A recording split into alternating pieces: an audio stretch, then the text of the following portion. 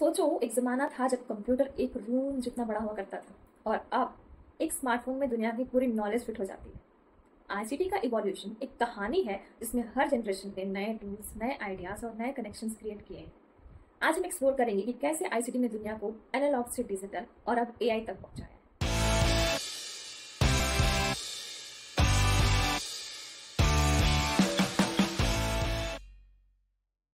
Hello everyone, मैं हूं Neha and welcome back to my channel Neha's academy. कैसे हैं आप सब? होपफुली आप सब बहुत ही अच्छे होंगे एंड आई आल्सो होप कि आप सभी की यूजीसी नेट की प्रिपरेशन भी जोर शोर से चल रही हो। मैं आपको कराती हूँ paper 1 and paper 2 commerce and management के वो सारे इंपॉर्टेंट टॉपिक्स जो आपको बहुत ही ज़रूरी हैं यूजीसी नेट जेआरएफ को क्वालिफाई करने के। इन सारी वीडियोस को देख करके आप जितने भी क्वेश्चंस होंगे पेपर 1 के और पेपर 2 कॉमर्स एंड मैनेजमेंट के, वो सब करने में बहुत ही सक्षम होंगे। तो चलिए बिना किसी तरीके शुरू कर लेंगे हमारी ये क्लास शुरू करने से पहले आपको बता दूं कि अगर आप मेरे चैनल पर नए हैं तो प्लीज चैनल को सब्सक्राइब कर लेना, बेल आइकन को जरूर प्रेस कर लेना एंड साथ ही आप कमेंट करके बताना कि आप सभी को मेरी वीडियोस कैसी लगी। वीडियो को लाइक करना बिल्कुल मत भूलना। तो चलिए शुरू करते हैं हमारी आज की क्लास, जो कि होने वाली है आपकी पेपर 1 से यूनिट नंबर 8 यानी कि आईसीटी से आपका जनरेशन ऑफ कंप्यूटर।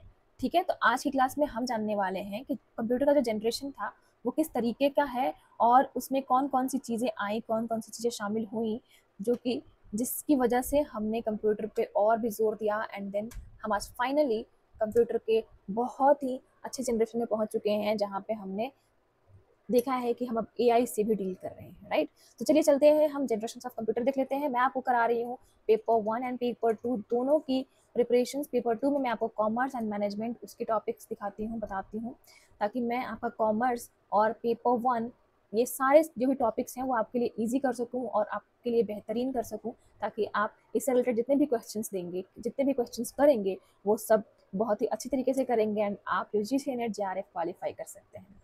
ठीक है, तो ये जो क्लास होने वाली है वो बिगिनर्स एंड रिपीटर्स दोनों के लिए होने वाली है। और मैं हूँ नेहा शर्मा, मैं यूजीसी नेट क्वालिफाइड हूँ कॉमर्स सब्जेक्ट से। मैं आपको करा रही हूँ कॉमर्स एंड पेपर 1 को बहुत ही ईजी, और इसमें मैं आपको सारे यूनिट्स कंप्लीट करा रही हूँ।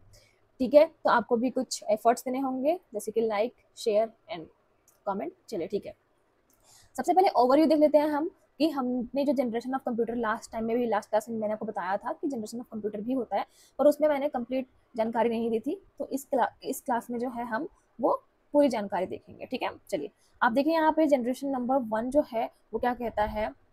फर्स्ट जनरेशन जो आया, कब आया? 1940 से 1956 तक रहा है ये इसका पीरियड फर्स्ट जनरेशन का, जिसमें आया वैक्यूम ट्यूब्स। ठीक है, और ये कौन से मशीन्स में लगे? एनियाक एंड यूनिवैक, इस टाइप के कंप्यूटर थे उस टाइम पे जिसमें वैक्यूम ट्यूब्स लगे हुए थे। ठीक है, फिर सेकेंड जनरेशन में आया जो कि 1956 से लेकर के 63 तक था, ट्रांजिस्टर। ट्रांजिस्टर किस में लगा हुआ था? आईबीएम, सीडीसी, इस तरीके की जो मशीनें थी इसमें ट्रांजिस्टर का काम हुआ, जो कि आईसीटी का सेकेंड जनरेशन था। थर्ड जनरेशन में हमने देखा 1964 से लेकर के 71 तक में आया क्या? आईसी यानी कि इंटीग्रेटेड सर्किट्स, जो कि थर्ड जनरेशन का है, जो कहाँ पे मिला आपको? IBM 360 में एंड PDP 8 में। ठीक है, तो IBM का मतलब है आप जो इंटरनेशनल बिजनेस मशीन्स वगैरह देखते हो, ये सब चीज़ें में। ठीक है, तो इन सब में यूज़ किया लगा आईसी। ओके, अब फोर्थ जनरेशन जो आया वो 1971 से लेकर के प्रेजेंट टाइम तक है, यानी अभी हम फोर्थ एंड फिफ्थ दोनों जनरेशन साथ में लेकर चल रहे हैं। तो उसमें आया माइक्रो प्रोसेसर। हम अभी क्या यूज़ करते हैं? माइक्रो प्रोसेसर यूज़ करते हैं, जैसे कि पीसीज हो गया, आपके पर्सनल कंप्यूटर्स हो गए, लैपटॉप्स हो गए। तो इस तरीके से जो है 1971 से जो चला आ रहा है वो फोर्थ जनरेशन है माइक्रो प्रोसेसर का। एंड साथ ही में जो फिफ्थ जनरेशन जो है, दोनों साथ में चल रहे हैं, ये प्रेजेंट एंड फ्यूचर दोनों के लिए है, जैसे कि एआई, पैरेलल प्रोसेसिंग। तो ये सब चीज़ें हैं जो आप एआई जान रहे हो, वो आपके फिफ्थ जनरेशन का पार्ट है, जिसमें एआई सिस्टम्स एंड रोबोटिक्स के बारे में हम जानते हैं। ठीक है, तो ये है पूरा ओवरव्यू जो हमें जनरेशन के थ्रू जानना है। अब हम जानेंगे बारी बारी से एक एक जनरेशन के बारे में, जैसे कि फर्स्ट जनरेशन जो है, जो कंप्यूटर का आया कब? 1940 से 56 तक रहा है, यानी कि टोटल 16 साल रहा है। क्या रहा है 16 साल तक? तो वैक्यूम ट्यूब्स। ठीक है, इसको यूज करते थे, सर्किटरी के लिए यूज करते थे। ये बहुत ही लार्ज होता था, बहुत ही लार्ज और बहुत ज़्यादा इलेक्ट्रिसिटी खाने वाला, मतलब इलेक्ट्रिसिटी बहुत ज़्यादा खाता था ये, और बहुत ही बड़ा होता था। पहले जो स्टार्टिंग टाइम में जो कंप्यूटर्स वगैरह बनते थे वो इतने बड़े बनते थे कि मतलब उसके लिए ना बहुत बड़ी बड़ी जगह रखनी पड़ती थी। आज हमारे पास छोटा सा माइक्रो कंप्यूटर है, पर उस टाइम पे ऐसे कंप्यूटर होते थे जो कि बहुत ही बड़े होते थे, और रखने के लिए कम से कम आपके जो पूरे घर जितना है ना, घर से भी बड़ा बड़ा वो जगह रखना होता था उसके लिए। ठीक है, और इलेक्ट्रिसिटी भी बहुत ही कंज्यूम करती थी। फिर ये प्रोग्रामिंग मशीन लैंग्वेज को प्रोग्राम करता था, जैसे कि ऑपरेटिंग सिस्टम एंड 1S की तहत, ठीक है। एंड देन यहाँ पे जनरेटेड लॉट्स ऑफ हीट, ये बहुत ज़्यादा हीट भी देती थी, जिसकी वजह से इसको हमेशा अपने जो भी इंडस्ट्रीज में या फिर जहाँ भी रखते थे उसको बहुत ही अलग दूर रखना पड़ता था अपने काम के एरिया से, ठीक है। इस बहुत सी स्लोअर प्रोसेसिंग था इसका, मतलब सोचो जितना ज़्यादा इलेक्ट्रिसिटी ले रहा है उसके हिसाब से स्लोअर प्रोसेसिंग भी है और बहुत ज़्यादा हीट भी होता था। तो फॉर एग्जाम्पल ये किस में आना शुरू हुआ, ENIAC में एंड यूनिवैक में, ठीक है। तो इन सब में लगा होता था वैक्यूम ट्यूब्स। अब आगे बढ़ेंगे हम, जो कि देखेंगे सेकेंड जनरेशन जो हमारा था कंप्यूटर का, जो 1956 से चला आपका 1963 तक, ज़्यादा दिनों तक नहीं चला ये, कम से कम 7 साल तक चला है ये। और वो कौन सा था, ट्रांजिस्टर, ठीक है। ट्रांजिस्टर जो था वो वैक्यूम ट्यूब की जगह पे यूज होने लगा, जो कि थोड़ा छोटा था, उससे फास्टर भी था थोड़ा सा, और थोड़ा एनर्जी को भी कम लेने लग गया, ठीक है। तो उससे थोड़ा बेहतर जनरेशन में हम आए, जो कि ट्रांजिस्टर का जनरेशन था, और इसमें जो सपोर्ट करता था असेंबली लैंग्वेज को सपोर्ट करता था, ठीक है। ये कॉमर्शियल एंड साइंटिफिक रिसर्च में भी यूज होने लगा, बिकॉज ये थोड़ा सा स्मॉल था, थोड़ी छोटी सी चीज थी, थोड़ा जल्दी काम करने वाला था और थोड़ा कम एनर्जी लेने वाला था, तो इसलिए इसको हमेशा बिजनेसेस में या फिर साइंटिफिक रिसर्च में यूज किया जाने लगा। फॉर एग्जाम्पल ये यूज होता था IBM 1401 में एंड CDC 1604 में, ठीक है।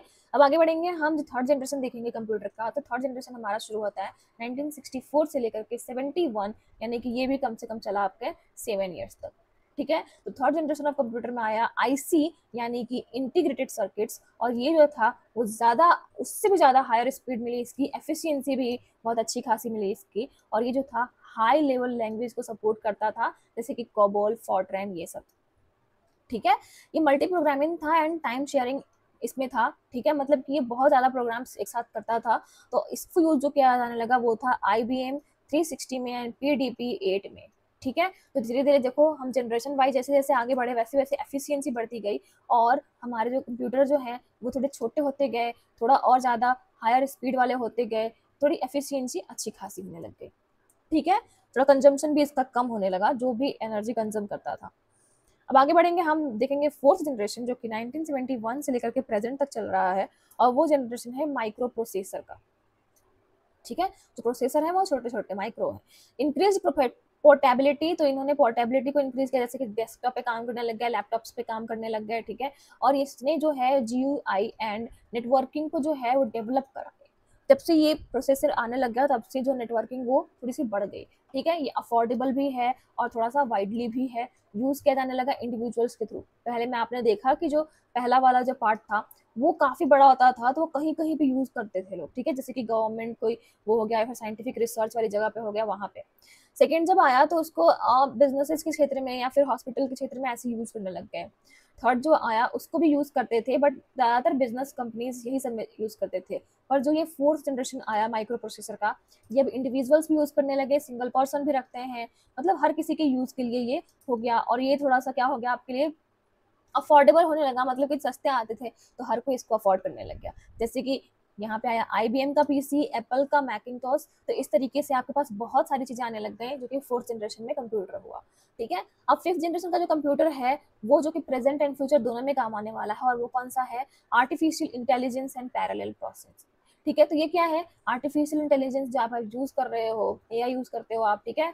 ये है क्या, नेचुरल लैंग्वेज प्रोसेसिंग है, मतलब कि आपके वॉइस से असिस्टेंट हो रहा है। बाकी जितने भी सारे थे वो मशीनरी लैंग्वेज यूज करते थे, बट ये जो है ये आपके लैंग्वेज को, नॉर्मल लैंग्वेज को नेचुरल लैंग्वेज से प्रोसेस करता है, वॉइस असिस्टेंट है इसमें। रोबोटिक्स एंड मशीन लर्निंग है ये, यानी कि इसमें आपको रोबोटिक्स वगैरह चीजें देखने को मिलेंगी, मशीन की लर्निंग देखने को मिलेगी।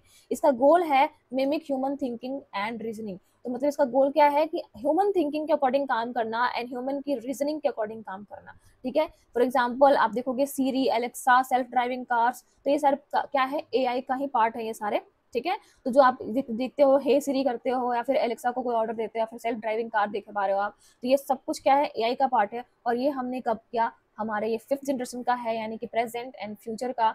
अब हमें कुछ करने की जरूरत नहीं होती है, अब हम बस सिर्फ बोल देते हैं और काम हो जाता है। तो हम थोड़े से आलसी हो गए जैसे जैसे जनरेशन आगे बढ़ी है, बट फिर भी हमारे लिए ये जो हम अगर देखें कि डिजिटली हम कितना आगे बढ़ पाए हैं, वो सब चीज़ इसी तरीके से बन रहा है। हमारी टेक्नोलॉजी जो क्या है वो धीरे धीरे बढ़ गई है और धीरे धीरे और एफिशिएंट हो गई है, ठीक है। तो इस तरीके से आपने देख लिया कि हमने जो है फोर्थ जनरेशन कौन कौन से थे।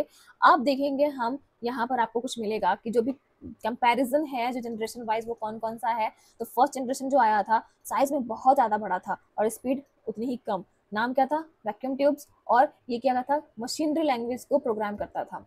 वैसे जब सेकेंड जनरेशन आया ये थोड़ा सा छोटा हुआ और थोड़ा फास्टर हुआ, एंड देन ट्रांजिस्टर इसका नाम था और ये असेंबली लैंग्वेज को यूज़ करता था। थर्ड जनरेशन जो हुआ उसका साइज थोड़ा कॉम्पैक्ट था और इसका जो स्पीड था वो उससे भी फास्टर था। आईसीज नाम है इसका, यानी कि इंटीग्रेटेड सर्किट्स, और ये हाई लेवल जगहों पे यूज होने लगा, हाई लेवल लैंग्वेज ये यूज करने लग गया। ठीक है।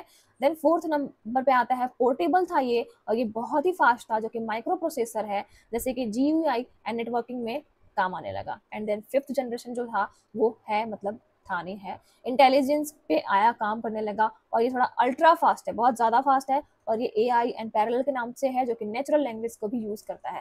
मतलब कि प्रोग्रामिंग में आप देख रहे हो पहले मशीन लैंग्वेज से शुरू होकर के असेंबल लैंग्वेज पे चले गए, फिर हाई लेवल लैंग्वेज पे चले गए, फिर उस पर नेटवर्किंग लैंग्वेज पे चले गए, और अब हम नेचुरल लैंग्वेज पे आ गए हैं, जहाँ पे आप वॉइस कमांड देते हो और आपका एआई आपको सब कुछ काम करके देता है। आप चाहे तो अपने चैटिंग लैंग्वेज में, अपने हिंदी लैंग्वेज में, अपने इंग्लिश लैंग्वेज में, जिस भी लैंग्वेज में बात करना चाहो आप कर सकते हो, और आपको उसका रिजल्ट मिलता है।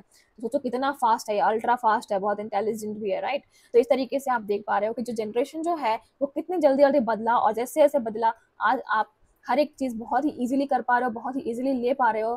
तो ये सब चीज़ हुआ कंप्लीट कहाँ से? टेक्नोलॉजी से। टेक्नोलॉजी जिस तरीके से जनरेशन वाइज आगे बढ़ती गई। ठीक है। तो हमने देखा कि 5 जनरेशन हैं जो कि हमारे वैक्यूम ट्यूब से शुरू होकर के काफ़ी आगे तक निकल गई है, हम एआई तक पहुंच चुके हैं। Each generation improve speed, size, programming and efficiency. तो जैसे जैसे हमारी स्पीड बढ़ी, जैसे जैसे हमारा साइज बढ़ा, वैसे वैसे हमने बहुत इंप्रूवमेंट करी है अपने अंदर, एंड देन आज हम जो काम कर रहे हैं वो बहुत ही ईजिली कर पाते हैं और बहुत ही हायर स्पीड के साथ कर पाते हैं। तो फिफ्थ जनरेशन में हमने ये भी देखा कि AI, robotics and smart systems जो है वो आ गए हैं, और हमने इस तरीके से पांचों जनरेशन का काम कंप्लीट कर लिया। अब मिलेंगे नेक्स्ट वीडियो में नए टॉपिक के साथ। आई होप आपको आईसीटी का ये जो जनरेशन वाला चैप्टर है वो कंप्लीट हो गया होगा।